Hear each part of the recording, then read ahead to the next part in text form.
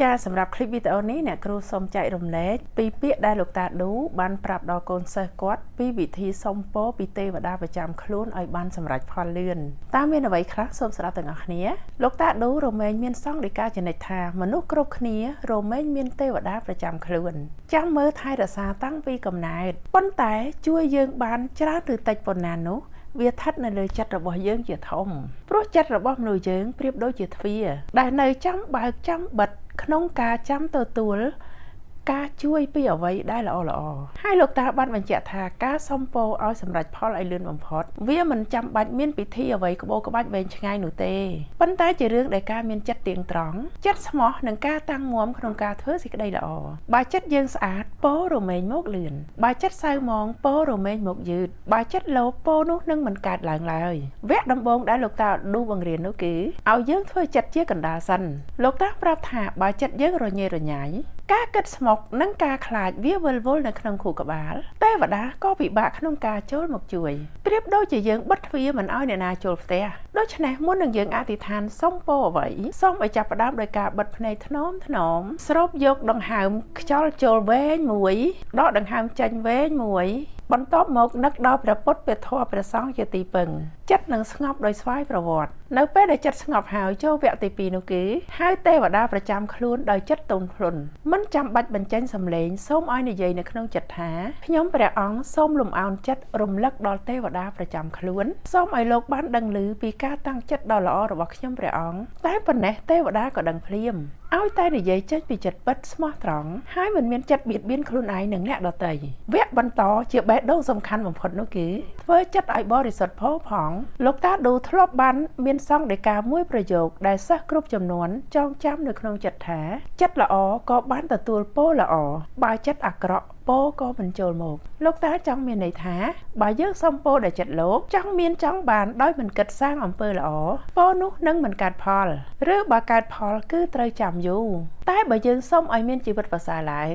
ដើម្បីសាងប្រយោជន៍ឲ្យក្រុមគ្រួសារនិងអ្នកដទៃដើម្បីរួចផុតពីក្តីទុក្ខហើយតាំងចិត្តក្នុងការកែប្រែខ្លួនឯងបែបនេះទេវតានឹងជួយឲ្យយើងបានសម្រេចឆាប់រហ័សបំផុតព្រោះវាជាអ្វីដែលចូលថ្លុងជាមួយច្បាប់នៃធម៌បន្ទាប់មកវគ្គបន្តទៀតការអធិដ្ឋានសុំពរខ្លីៗតែច្បាស់លាស់លោកតាមិនបង្រៀនឲ្យសុំពរវែងអន្លាយតែសុំឲ្យតាំងចិត្តត្រឹមមួយប្រយោគតែពោពេញទៅដោយកម្លាំងនៃភាពស្មោះត្រង់ដូចជាសុំឲ្យអ្វីដែលល្អហើយត្រឹមត្រូវកើតឡើងចំពោះខ្ញុំព្រះអង្គឆាប់ដើម្បីឲ្យខ្ញុំព្រះអង្គបានតាំងមាំហើយសាងនៅអំពើល្អតទៅបើសិនជាយើងចង់សុំរឿងការងារឬរឿងក្រុមគ្រួសារនិងរោគច្រកចេញរបស់បញ្ហាសូមឲ្យសុំដោយពាក្យទន់ភ្លន់មិនមែនជាការសុំបែបបង្ខំទេវតាតែជាការប្រាប់យ៉ាងអោនលំទោនថាខ្លួនឯងត្រូវការកម្លាំងចិត្តនិងកម្លាំងជំរុញពីអ្វីដែលល្អ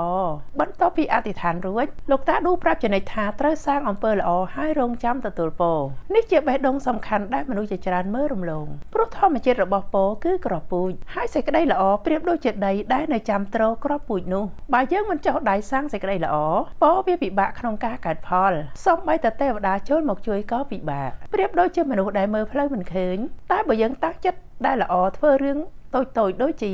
និយាយល្អគិតល្អមិនឆាប់ខឹងមានចិត្តមេត្តាជាមួយអ្នកនៅជុំវិញធ្វើការយ៉ាងស្មោះត្រង់ហើយមិនយកប្រៀបលើអ្នកណាកម្លាំងរបស់យើងនឹងខ្ពស់ឡើងភ្លាមហើយផ្លូវដែលទេវតាចូលមកជួយយើងក៏បើកទូលាយរបៀបថាងាយស្រួលបានច្រើនជាងមុនហើយរឿងមួយទៀតដែលលោកតាឌូបញ្ជាក់នោះគឺការរលឹកនៅសេចក្តីល្អដែលខ្លួនធ្លាប់ធ្វើលោកប្រាប់ថាអំពើល្អប្រៀបដូចជាពន្លឺបើយើងរលឹកដល់ពន្លឺល្អនោះញឹកទេវតារឹតតែឃើញច្បាស់ថាចិត្តរបស់យើងភ្លឺព្រមក្នុងការបើកទទួលនៅការជួយពរផ្សេងនឹងចូលមកលឿនទោះជាយើងធ្លាប់ធ្វើខុសពីមុនក៏មិនចាំបាច់ខ្លាចសូមឲ្យតាំងចិត្តជាថ្មីហើយសាងអំពើល្អក្នុងពេលបច្ចុប្បន្នផលក្នុងពេលបច្ចុប្បន្នគឺឈ្នះអតីតជានិច្ចលោកតាឌូនៅដាស់តឿនទៀតថាមិនគួរសុំពរដោយការចង់បានលើសពីធម្មជាតិឬចង់បានលៀបសក្ការៈដោយមិនធ្វើការនឹងគឺជាការគិតខុសហើយធ្វើឲ្យពរមកយឺតឬក៏មិនបានកើតផលតែបើយើងសុំនៅអ្វីដែលត្រូវដូចជាសូមឲ្យខ្ញុំមានបញ្ញាសម្រាប់ចិត្តត្រូវសូមឲ្យរោគច្រកចេញឃើញសូមឲ្យអ្នកនៅជុំវិញខ្លួនមានសុវត្ថិភាពសូមឲ្យខ្លួនឯងមានសតិមិនដើរផ្លូវខុស រឿងអស់នេះទេវតានឹងជួយយ៉ាងឆាប់រហ័សព្រោះវាត្រូវគ្នាជាមួយនឹងច្បាប់នៃកម្មនិងច្បាប់របស់ធម្មជាតិពាក្យព្រានប្រដៅរបស់លោកតាឌូទាំងអស់សរុបបានថាការសុំពរឲ្យបានសម្រេចបានលឿនបំផុតមិនមែនជាការសង្ឃឹមលើកម្លាំងអាចកំបាំងតែជាការត្រៀមចិត្តឲ្យល្អតាំងមាំក្នុងការសាងអំពើល្អអធិដ្ឋានដោយចិត្តបរិសុទ្ធហើយផ្ដល់កិត្តិយសឲ្យវត្ថុស័ក្តិសិទ្ធិនៅពេលដែលចិត្តយើងល្អពិតពររមែងការឡើងពិតចំណែកទេវតាប្រចាំខ្លួនលោកព្រមជួយស្រាប់ហើយគ្រាន់តែរងចាំឲ្យយើងធ្វើជាភេជ្ជៈដែលស័ក្តិសមនៅពេលដែលចិត្តយើងព្រមហើយពន្លឺនៃបុណ្យនឹងនាំផ្លូវធ្វើឲ្យពរគ្រប់ប្រការចាប់ផ្ដើមប្រកបឡើងនៅក្នុងចង្វាក់ដែលស័ក្តិ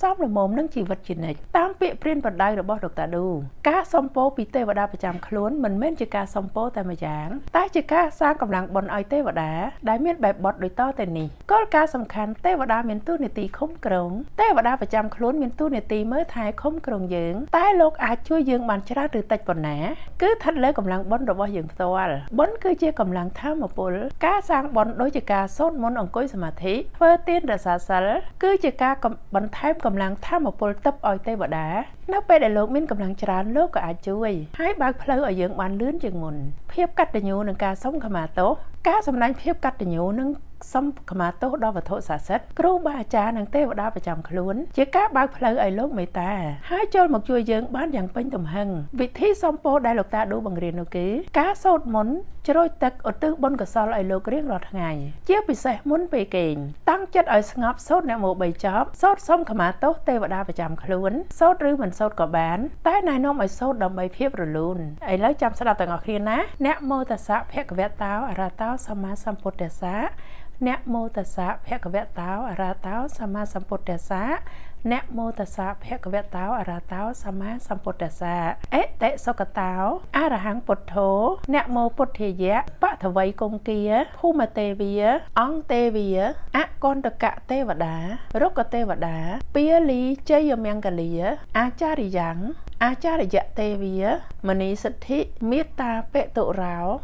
អរោគយេនៈ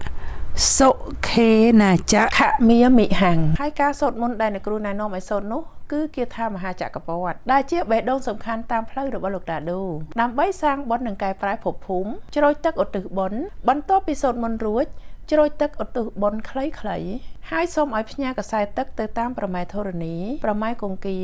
អ៊ីទាំងសព្ពទេវាណាំងហោនតោសុគិតាហោនតោសព្ពេទេវាសូមឲ្យកុសលផលបុណ្យនេះសម្រេចដល់ទេវតាទាំងឡាយទាំងពួងដែលថែរក្សាខ្លួនខ្ញុំព្រះអង្គសូមឲ្យទេវតាទាំងឡាយទាំងពួងចូលមានក្តីសុខតាំងចិត្តអធិដ្ឋានសុំពរនៅពេលដែលយើងឧទ្ទិសបុណ្យហើយប្រាប់ឈ្មោះនាមតកូលរបស់ខ្លួនឯងហើយតាំងចិត្តអធិដ្ឋានសុំពរតាមប្រាថ្នាពរដែលសុំអ្នកគ្រូបានលើកឧទាហរណ៍ខាងលើរួចហើយណាជាអ្វីដែលអាចទៅរួចកុំឲ្យលើសពីកម្លាំងបុណ្យដែលបានសាងហើយមិនបៀតបៀនអ្នកដទៃ